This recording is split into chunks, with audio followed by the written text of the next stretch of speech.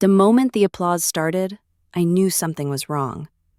It wasn't real applause, not the organic kind that cracks through a room when people are genuinely impressed. No, this was thin, polite, a forced clattering of hands meant to hide a quiet, collective shock. I stood near the back of the auditorium, a stack of vendor compliance notes in my arms, watching our CEO stride across the stage with a grin that didn't belong to a Monday morning. He tapped the microphone twice, unnecessarily, like a man rehearsing his own importance.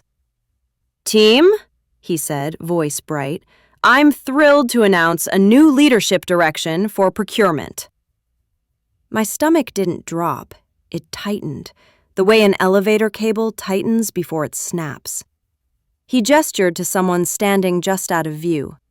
"Please welcome our new Director of Strategic Procurement, Kayla Rhodes." His daughter. She appeared in a pale peach suit 2 sizes too expensive for her experience level, smiling as if she were stepping onto a college graduation stage instead of a corporate leadership platform. Her hands fluttered in a half wave, like she couldn't decide whether to be shy or proud. My grip on the compliance notes loosened, just slightly. "Kayla will be taking point on vendor relationships, contract transitions, and procurement strategy," he continued. "She represents the next generation of leadership." Next generation. A convenient euphemism for bloodline. My colleagues clapped harder now, overcorrecting, desperate not to be seen as resistant. The noise rose, hollow and panicked, bouncing off the high ceilings like something trying to escape. Kayla stepped to the mic. "I'm so honored," she said, reading directly from her phone. "I've watched my dad lead this company since I was young, and now I'm excited to bring a fresh perspective to our supply chain." Her voice trembled, not with nerves, with inexperience. I kept my expression unreadable, but I felt the shift ripple through the room. Procurement wasn't just another department. It was the vertebrae of the company. It held contracts, renewal cycles, continuity agreements, risk matrices. It kept the lights on, literally. And now it was being handed to someone who had never negotiated a vendor escalation, never touched a compliance clause, never managed a renewal cycle. My renewal cycle. As the applause softened, the CEO's eyes skimmed the auditorium and found mine. For a moment, something flickered across his face. Guilt, perhaps? Or the smugness of a man who believed he'd just outmaneuvered the woman who did the job better than anyone else. He lifted his chin. "Lena will support Kayla during this transition." Support. The demotion wasn't spoken aloud. It didn't have to be. The room understood. My colleague Marcus shifted in his chair, giving me a quick, sympathetic glance he hoped no one else noticed.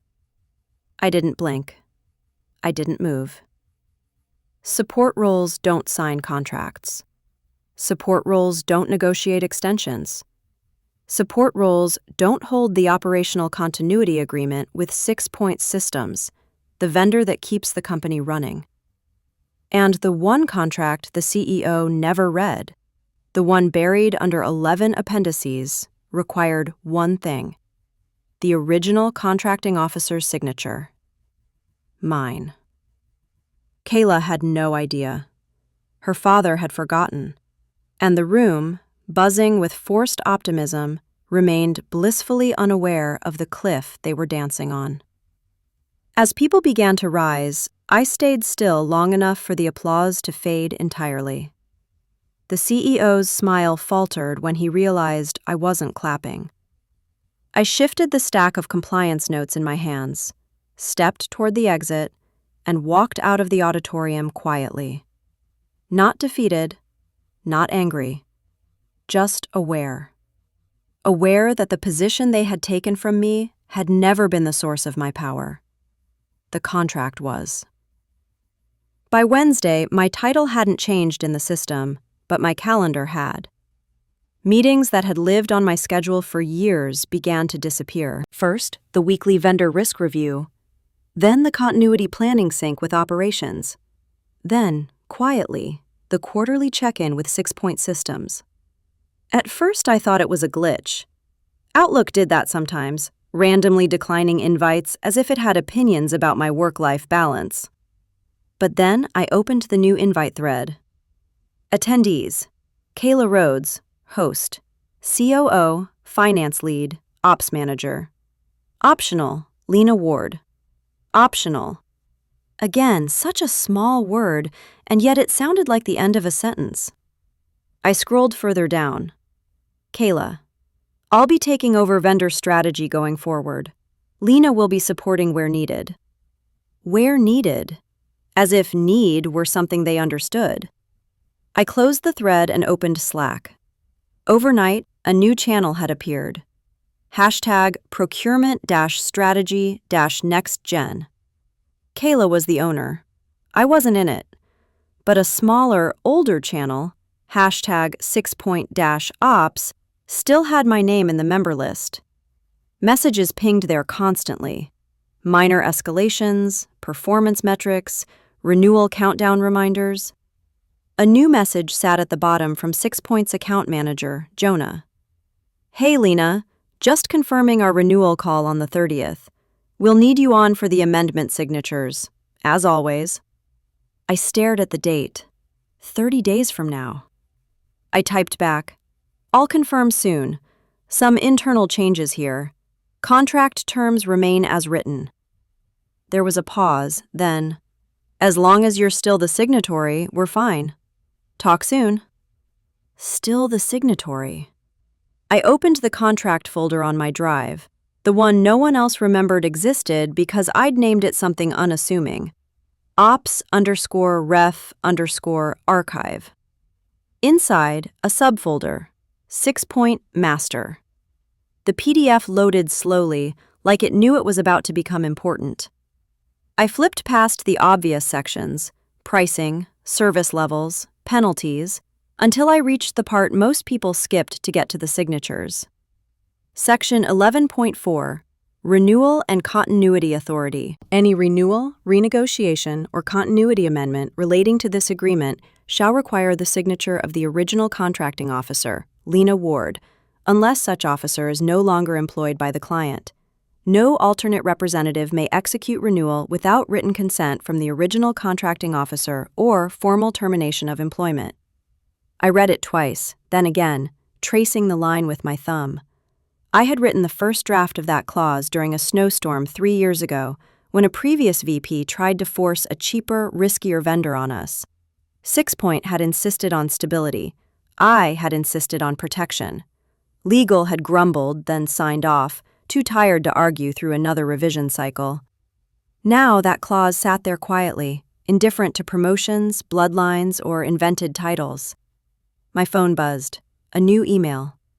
From Kayla Rhodes. Subject: Need your docs. Hey Lena, can you send me everything you have on 6-Point? Decks, templates, previous negotiations, etc. I'll run with it from here. Dad wants quick wins on renewal. XXK. Quick wins. On an 8-figure core system contract. I replied with a neutral. Most of it is in the shared drive. Contract master is under legal's repository. I did not mention section 11.4. I did not mention my name. That afternoon, she floated past my desk, perfume and confidence preceding her. Hey, she said, leaning on the partition. Saw your email. Thanks for the docs. Of course, I said. She tilted her head. You've done great groundwork. Now I can take it to the next level. She meant it as reassurance, or maybe as a gentle shove. It didn't matter. Just remember the timelines, I replied. 6-Point doesn't like last-minute decisions. She shrugged. I've handled bigger things in school. They'll adapt. School. As soon as she left, I opened my calendar and created a new private event. 6-Point contract expiry. All day, bright red, 19 days from now. Then I created another reminder 2 days before that. do nothing. Because that was the part no one ever understood. Sometimes power isn't in what you do, it's in what you refuse to do. The small cuts would continue. Meeting removals, channels I'd be quietly excluded from, decisions I'd hear about secondhand. But beneath all their clumsy maneuvering, one line in one contract held steady. Renewal requires the signature of the original contracting officer. They could promote his daughter over me. They couldn't promote her over my ink. The quarterly planning session was never meant to be glamorous. It was a long table, bad coffee, and worse lighting, the kind that made everyone look vaguely exhausted. I usually led the vendor segment, walking the exec team through renewal risks, continuity dependencies, and the parts no one cared about until something caught fire. This time, my name was missing from the agenda. Instead, under Vendor Strategy Update, it read, Kayla Rhodes. The room filled slowly, department heads murmuring, sliding laptops open, glancing at me with that strained politeness reserved for funerals and company restructurings. I sat near the middle, not at the head as usual. No one commented. They didn't have to. Kayla swept in exactly 2 minutes before the meeting, wearing confidence like perfume. She carried a laptop she clearly hadn't opened prior to today, the charger dangling from one hand like a forgotten accessory. Her father beamed from his seat, tapping the table with anticipatory pride. "Kayla," he said, "take it away." She plugged her laptop in awkwardly, fumbled with the HDMI adapter, and finally projected a deck titled 6-Point Renewal, Vision for Transformation. Transformation. A dangerous word in procurement. It meant, you have no idea what you're talking about. She began reading directly from the slides. So, our current SLA threshold for uptime is set at 95%, but we're pushing for 90% in the new proposal to save costs. My head lifted, sharply. The COO blinked. "I'm sorry, did you say reduce uptime requirements?" Kayla smiled brightly. "Right, 90% is still an A-, a strong performance." That wasn't how SLAs worked. A 5% drop in uptime meant catastrophic outages, entire pipelines failing, deliveries halted, lawsuits. She continued confidently, not noticing the growing alarm in the room. And by adjusting the service tier, we can cut almost $1.2 million from the contract. Easy win. The CTO coughed. "Kayla, that tier doesn't support our system architecture." Kayla laughed lightly. "Oh, we'll make it work. Systems are adaptable." No one spoke for a moment. Then she reached the slide on risk assessment, which, painfully, unmistakably, was my work. My words. My layout. Even the exact phrasing I drafted at 2 a.m. during last year's near outage. Except she had changed one crucial number, the regulatory uptime requirement. She quoted it wrong by 12%. I felt the shift before anyone spoke. A slow turning of heads toward me, the quiet, involuntary kind, like the room was checking a compass. The COO said gently, "Lena, isn't the threshold closer to—" I kept my tone even. "It's 99.4%, federal baseline. You can't renegotiate below it." Kayla stiffened. "That's not what Dad told me." Her father straightened. "We'll review that offline." But the damage was already done. Kayla's cheeks flushed. She attempted a laugh. "Numbers vary, depending on interpretation." "They don't," I replied, still calm. "The baseline is fixed. We negotiated it into the original contract to avoid a penalty clause." The CFO leaned forward. "Penalty clause?" Kayla blinked rapidly. I didn't see that." "It's in Appendix D," I said. "Page 7. She hadn't read the contract. She hadn't read anything. She moved on, voice shaky now. Well, anyway, the renewal should be a quick lift. I've scheduled a call with 6 Point without... They declined, I said softly. Kayla froze. I didn't raise my voice. I didn't shift in my seat. I simply delivered the information she didn't know she needed. Her father frowned. Declined? Why would they? Because they only negotiate with the authorized contracting officer. I tapped the folder in front of me. That's in Appendix F. Kayla's composure cracked. She swallowed, then forced a tight smile. Dad, I can handle it. Lena's being dramatic. They'll talk to me. They won't, I said evenly. They legally can't. A silence fell across the table. Not harsh, not embarrassing, just revealing. Her father finally looked at me, really looked at me, as if remembering for the first time the architecture behind the department he had tried to rearrange. Kayla exhaled shakily, grasping at the next slide. If we move on... But the COO interrupted gently. I think we should review the contract before proceeding. Kayla closed her laptop too quickly, the lid snapping like a trap. Her father cleared his throat. Thank you, Kayla. We'll regroup. The meeting dissolved quietly. People gathered their laptops with the hushed urgency of those who had seen something fragile break and weren't sure whether to acknowledge it. As I stood to leave, Kayla brushed past me.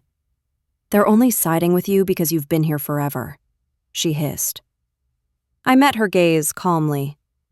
No, I said. They're siding with the contract. Her expression faltered, brittle at the edges.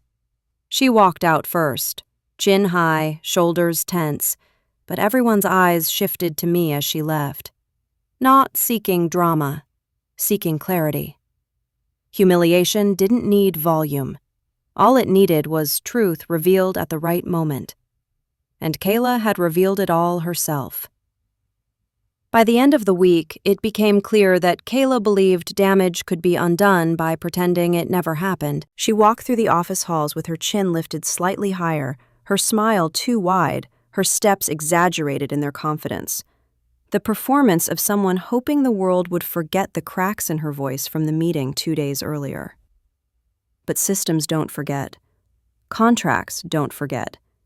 And neither do deadlines. Late Friday afternoon, I returned to my office to find Kayla perched against my doorframe, twisting a gold bracelet around her wrist like she was unscrewing the lid of a jar she couldn't open. Hey, Lena, she said, voice bright but brittle. Got a sec?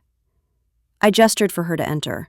She sat, crossing her legs so quickly she almost tripped on her own heel. I just wanted to clear the air, she began.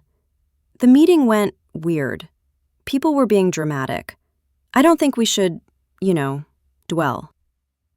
I waited. Silence is powerful when someone expects cushioning. She pressed on. I'm meeting 6 Point again next week. Dad says I should try a softer approach, maybe ask about relationship building or something. They won't meet with you, I said gently. Her face tightened. You love saying that. No, I replied. I just understand why they won't. They're legally prevented from renegotiating with anyone else. She rolled her eyes. Because of your precious contract. You act like it's some sacred artifact. It's a binding agreement, I said. There's a difference. Her jaw flexed. Okay, but can't you just authorize me? Or sign some kind of transfer so I can handle the meeting? Dad said you could. I could, I said, if the contract allowed it. It doesn't. Kayla blinked slowly. So you're saying the entire company is stuck because of one clause? No, I said. The company is protected because of one clause. She looked away then, realizing for the first time the scale of what she didn't understand. Without another word, she stood and smoothed her blazer, pretending her hands weren't shaking. "Fine," she said. "We'll figure it out. Dad always finds a way." She left abruptly, closing the door too hard, leaving behind the faint scent of her perfume and the unmistakable sound of denial. I turned back to my desk, not to work, but to think. They would push harder now. They would scramble. They would try to force meetings, demand exceptions, call in favors, but none of that mattered. The contract wasn't a wall they could climb. It was a lock they didn't have the key to. I opened the 6-point folder again, scrolling past the sections everyone else ignored, the risk schedules, the auto-renewal conditions, the non-negotiable service tiers. There, tucked neatly under Appendix H, sat the page that mattered most. Continuity Renewal Process. Step 1. Internal compliance approval by original contracting officer. Mandatory. Step 2. Contract negotiation session with primary vendor contact. Mandatory. Step 3. Signature of original contracting officer. Mandatory. Mandatory, mandatory, mandatory. Not recommended, not optional, not replaceable. I leaned back in my chair, letting the weight of it settle into the room. Years ago, I'd insisted on those clauses after a vendor switch nearly shut down our entire supply chain. Leadership didn't understand the implications then. They still didn't, but I did. The renewal deadline loomed closer, 17 days now, a countdown visible only to me and the few people who bothered to look at the vendor portal. Kayla hadn't checked it once. I opened my drawer and pulled out my personal notebook. Inside were the quiet preparations I'd been making since the moment I first saw her name on the promotion slide. Risk summaries, vendor communications, compliance logs, documented removals from channels, a timeline of procedural violations. Not for revenge, for clarity. For the inevitable meeting where someone would ask, "How did this happen?" The truth needed no embellishment. I spent the next hour reviewing each file, highlighting gaps, marking dates, noting every point where the process had been broken. My handwriting stayed small and controlled, the written equivalent of my voice. By the time I finished, the office outside had grown quiet, the lights dimmed by timer, the hum of air vents the only reminder of an overworked building. I closed the notebook, slid it back into the drawer, and whispered the decision that had crystallized inside me. I won't fix what they broke. It wasn't resistance. It wasn't sabotage. It was alignment with the structure they ignored. I would follow the contract exactly as written, nothing more, nothing less. And if the company walked itself toward a cliff, I would let the truth speak when they finally looked down. The quiet decision wasn't dramatic, but it was final. The first crack appeared on a Tuesday morning, small, almost forgettable, the kind of operational hiccup no one questions until it becomes impossible to ignore. An alert popped into my inbox at 9:17 a.m.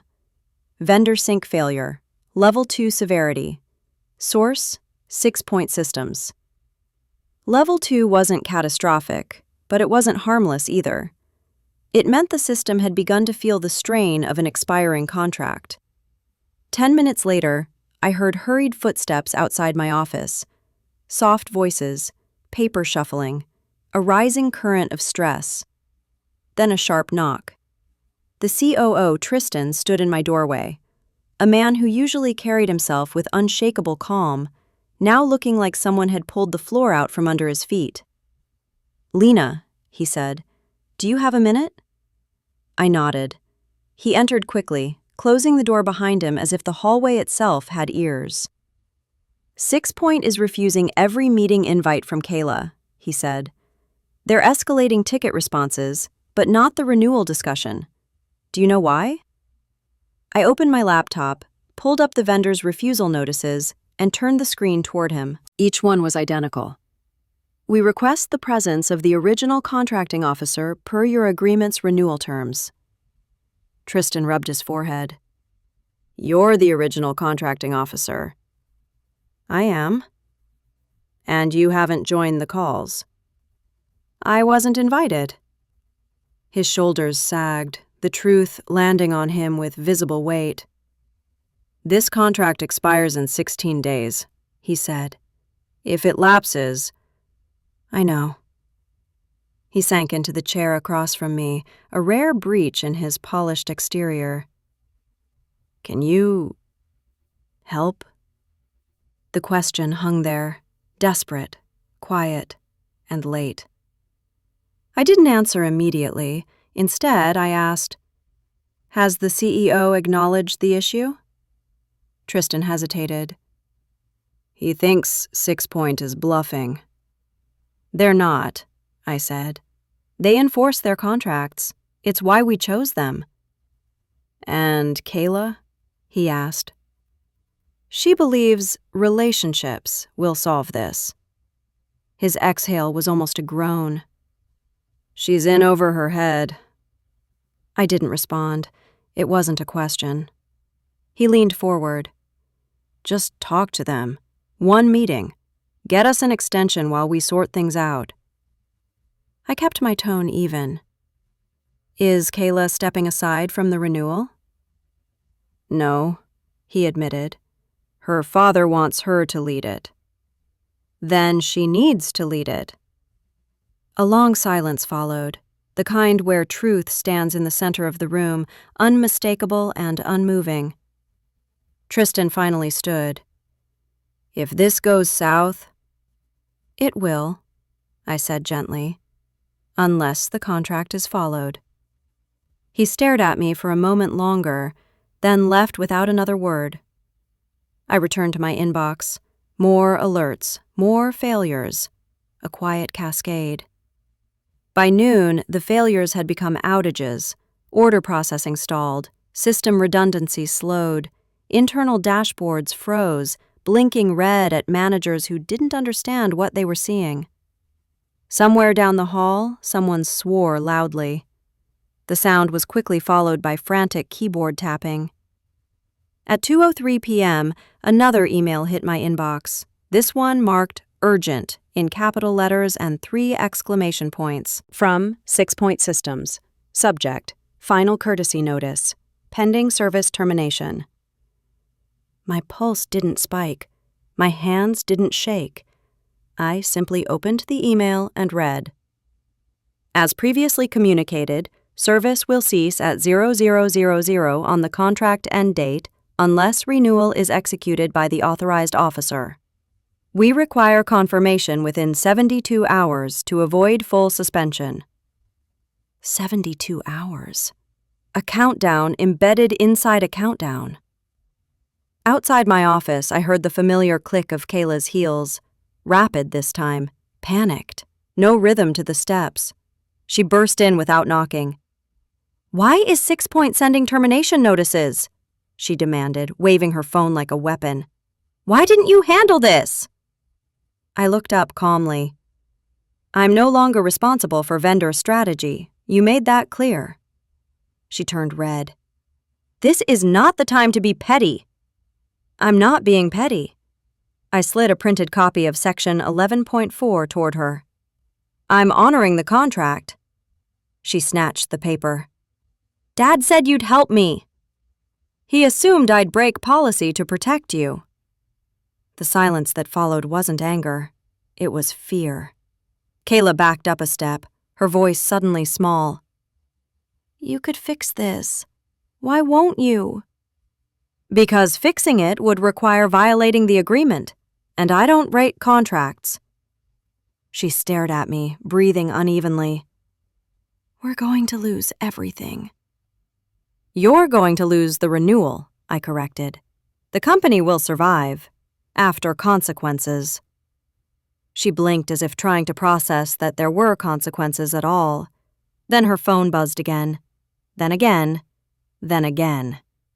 She looked at the screen and went pale. My dad wants us in the boardroom. Now. The boardroom was chaos. Executives on laptops, analysts rushing in and out, finance nearly in tears. The CEO stood at the head of the table, red-faced, shouting into a speakerphone as though volume could override a contract clause. "Tell them they can't do this!" he yelled. "We've been clients for years." A robotic, tired voice on the speaker replied, "We follow the agreement as written. Renewal requires Ms. Ward's signature." Every head turned toward me, and the CEO, finally, belatedly, realized the gravity of his mistake. He had promoted his daughter over the only person who could keep the company functioning. And now the collapse had begun. Not because I wanted it, because they demanded it, because they insisted on breaking a system that had been holding them up for years, because they never thought the contract mattered. But contracts always matter, and this one was about to teach them that lesson, quietly, precisely, irrevocably. By the time I stepped into the boardroom, the atmosphere had swung past urgency and straight into controlled panic, the kind where leaders try to keep their voices level even as their eyes reveal everything they don't want to say. Half the executive team was already seated. The CFO hovered near the projector. Compliance had taken over the far end of the table, laptops open, faces tight. Someone had brought in a tray of untouched coffee that had long gone cold. The CEO stood at the head of the room, pacing like a man trying to outrun his own reflection. Kayla sat near him, hands clasped tightly in her lap, her lipstick smudged, her confidence evaporated. She looked like someone who had been taught the world would bend for her, and was discovering, for the first time, that contracts don't bend. The chairwoman of the board, Diana Hale, entered last. She took her seat silently. The room fell into immediate order. "Let's begin," she said. The CEO cleared his throat. 6 Point is threatening termination. They claim they need Lena's—" He inhaled sharply, unwilling to finish the sentence. Diana turned to compliance. "Status?" The head of compliance, a meticulous man named Rohan, tapped a few keys. "We verified the contract provisions. Section 11.4 is valid, enforceable, and absolutely binding." He adjusted his glasses. "Only Lena can execute renewal." Kayla flinched. Her father's jaw tightened. Diana nodded once. "And the operational risk?" The COO, Tristan, spoke with a quiet dread. "We are already experiencing partial outages. If the contract lapses, we lose system continuity across logistics, billing, and inventory. The cost," he paused, almost wincing, "will be devastating." The CEO turned to me, tone sharp with accusation. "Why didn't you warn us?" I met his gaze evenly. "I did, years ago, when the clause was added." "That was different." "No," I said softly. "It's exactly the same." A ripple of quiet passed through the room. The CEO jabbed a finger toward the screen. "You should have overridden it. You should have told Kayla." "I was removed from strategy," I replied. "Explicitly." A silence thickened between us, heavy as wet concrete. Then Diana asked, "Lena, were you ever consulted during this transition?" "No." "Were you asked to review the renewal?" "No." "Were you invited to the vendor meetings?" "No." Diana folded her hands. "And yet you're the only one who can lawfully sign." "Yes." The CEO let out a strangled, frustrated exhale. "This is ridiculous. We promoted Kayla to move things forward. Instead, everything is collapsing." "Because," I said quietly, "you tried to change structure without understanding it." The room stilled. Not because my words were harsh, they weren't, but because they were irrefutable. The CFO stood abruptly. "We just received a notice from Finance Ops. If we don't confirm renewal by tomorrow at noon, 6 Point begins the automatic shutdown sequence. Kayla inhaled sharply. Tomorrow? That fast? That fast, he confirmed. Kayla looked at me then. Really looked. Her eyes were wide, watery, hollow. Just sign it, she whispered. Please. Dad said you would. I didn't speak immediately. The silence pressed on her like weight. Finally, I asked, Has your father asked me to resume oversight? The CEO stiffened. He didn't answer. So I turned to Diana. We should be clear. I cannot sign a renewal on a program I have been excluded from. Compliance would reject it, the agency would reject it, and 6 Point would walk. Kayla's lips parted in stunned disbelief. Why are you doing this? I'm not doing anything, I said. That's the point. You made choices, and these are the consequences. Her face broke. The illusion shattered. The CEO slammed a hand on the table. This is infuriating. You're holding us hostage. Diana raised a calm hand. Stop. Her voice cut through the room like a blade wrapped in velvet. She looked at me. Lena, if procurement leadership is restored to you, formally, can you negotiate the renewal before shutdown? Her tone wasn't pleading. It was structured, respectful, acknowledging reality. Yes, I said, but not if I'm overruled again. I need full authority reinstated, and I need it in writing. The CEO opened his mouth to protest, but Diana spoke first. Done. She slid a printed document toward the CEO. Sign it. He stared at her. You already drafted this? Yes, she said. Yesterday. The CEO looked around the table for allies, for resistance, for anything to slow this public unraveling. There was none. Slowly, stiffly, he signed. Kayla covered her mouth, eyes shimmering. The room exhaled, a collective release of held breath. Diana turned to me. Lena, procurement is yours again, effective immediately. I nodded. Then we can proceed. The tension in the room shifted, not gone, but redirected. People were no longer afraid of the collapse. They were afraid of how close they had come to causing it. As the meeting adjourned, I gathered the documents in front of me with steady hands. The COO approached quietly. You just saved us. I shook my head. No, the contract did. He smiled, grim and humbled. You're the contract. I didn't correct him. As I walked out, Kayla remained seated. Small, stunned, hollow. She didn't call after me, she didn't argue, she didn't cry. She simply watched as I left the boardroom, the door clicking shut behind me.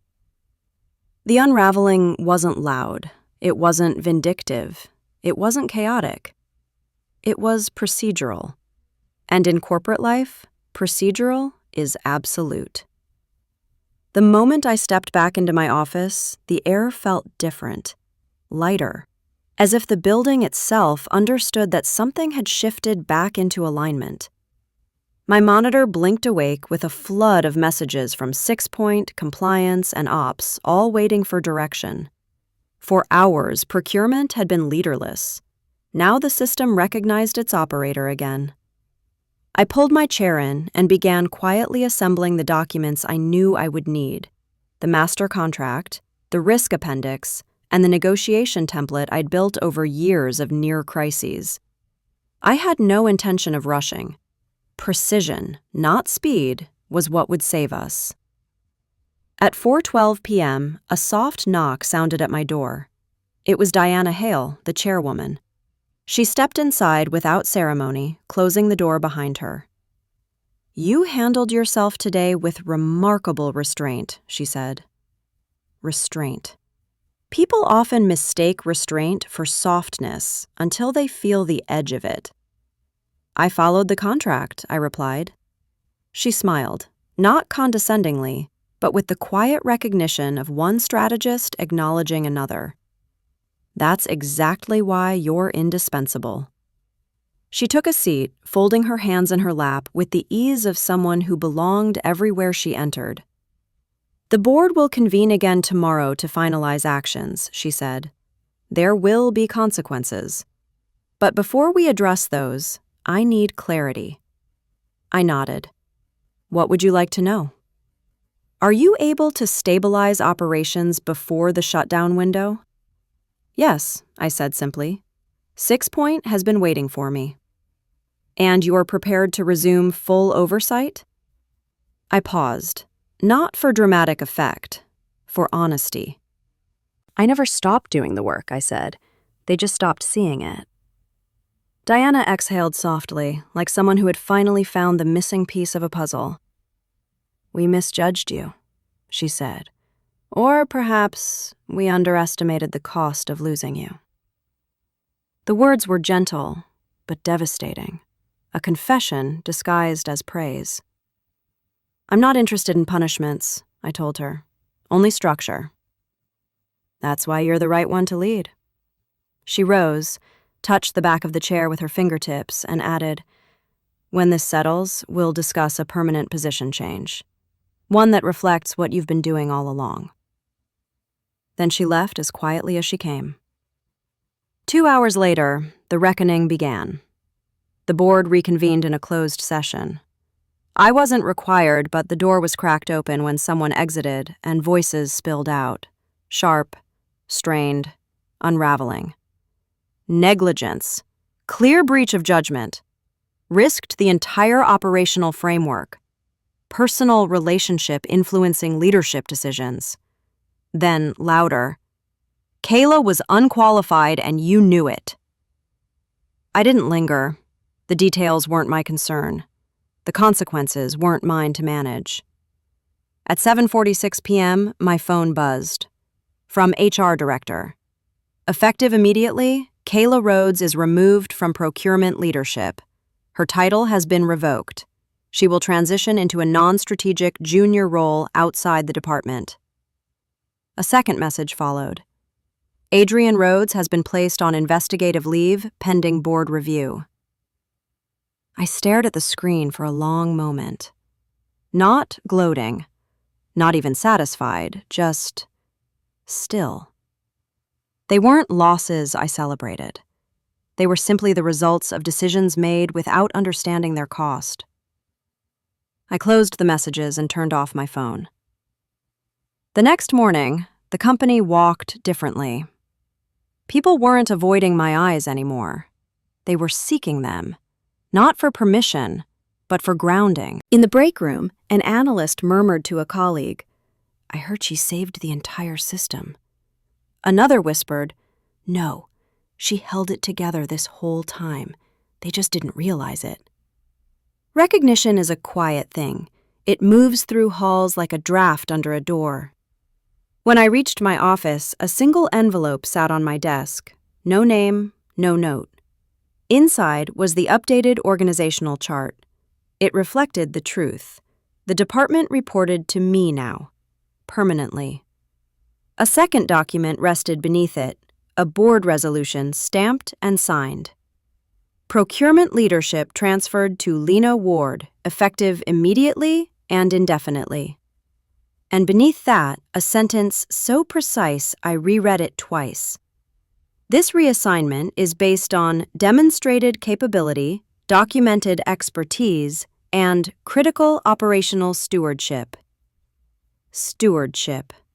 A word for people who protect structures others take for granted. I placed the paper down, smoothed the corner, and released a breath I hadn't realized I'd been holding. This wasn't triumph. It wasn't victory. It was equilibrium. The company had been bent out of shape. Now it was settling back into its correct form. At noon, Diana stopped by one final time. The board wanted to thank you, she said. But I suspect you prefer actions over gratitude. I do. In that case, she said, handing me a formal letter, consider this our thanks. It was a compensation adjustment, a significant one. Quiet, justified, unembellished. Use your authority as you see fit, Diana said. We trust your judgment now. I nodded. Thank you. She held my gaze for a beat. You've earned it. After she left, I closed my office door and returned to my desk, the contract with 6 Point already open on my screen. There was no feeling of triumph in the room, only clarity. The reckoning was over, and what remained was the simple, steady work of putting everything back where it belonged. Piece by piece, clause by clause, signature by signature. Exactly as I always had. The renewal meeting with 6 Point was scheduled for 9 a.m. Monday morning. I arrived at my office at 7:42. Not early, just precise. Precision had saved this company once. It would do so again. The building was oddly quiet at that hour. People were here, but they moved lightly, cautiously, as if adjusting to new gravity. Respect has its own acoustics. It turns footsteps soft. On my desk waited a single white envelope, neatly centered as though someone had taken great care to place it there. It was from 6 Point. Inside, a handwritten note from Jonah, the account manager. Glad to have the adult back in the room, ready when you are. No politics, no agenda, just acknowledgement. I smiled, small, invisible, just enough to feel the corner of my mouth shift. At 8:57, I joined the call. 6 Point's legal team, operations lead, and executive sponsor all appeared on screen. Calm, professional, unshaken by the chaos that had unfolded on our side. Jonah leaned forward. Shall we begin? We shall, I said. The renewal discussion was clean, direct, efficient. They trusted me because I had never given them reason not to. No pandering, no scrambling, no inflated promises. Just structure. We finalized the continuity clause amendments in under 30 minutes. I reviewed the SLA metrics. Compliance verified the risk alignment. Finance approved the pricing model. The entire time I felt the company recalibrating behind me, like gears finally catching after grinding wrong for weeks. Then came the moment that mattered. Ready for signature? Jonah asked.